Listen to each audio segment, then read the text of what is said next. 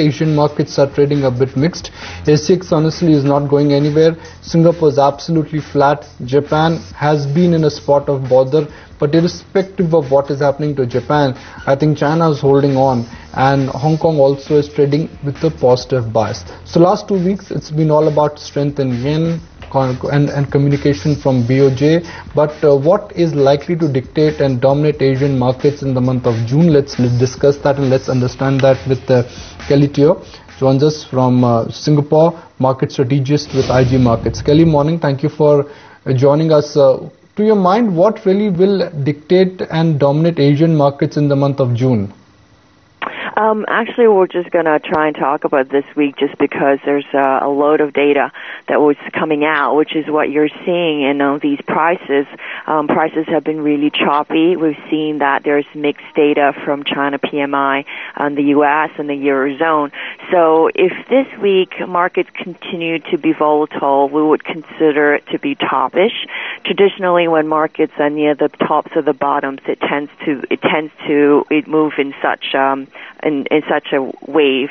So I think with the Nikkei, it's been in everyone's minds. It's testing right now the 13,400 support level. The trend line is very strong in this level because it's from November last year.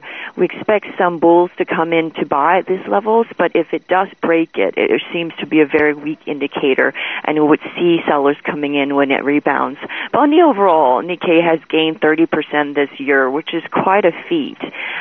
So we would expect this to be ongoing for this week. In regards to the other markets, we actually quite like the Indian market. It has retraced slightly, but it's still trading above the short-term 50-day and long-term 250-day moving averages. It looks quite solid, and the chart looks really good at the moment. Kelly, what about currencies though? Do you see more significant strength coming in for the US dollar and thereby its impact on the yen? The yen has been strengthening, and so far we've seen that the first level of support is at 100.3, 100 and change, but the psychological level is still at 100. I think the thing to note is structurally nothing's really changed in Japan. The BOJ is still committed to reviving the economy. In the long run, we will see the yen weakening, but the upper price limit we're looking at right now is 101.4, and if this breaks, it should test the 103 levels. With the euro, it's been really resilient, and we've been long the euro at 1.29 levels. So we hope that it will test resistance of 1.3060. If it holds its grounds, it's been holding its ground so far. So we expect the euro to be quite resilient, but it's very range-bound trading with all of these different currencies.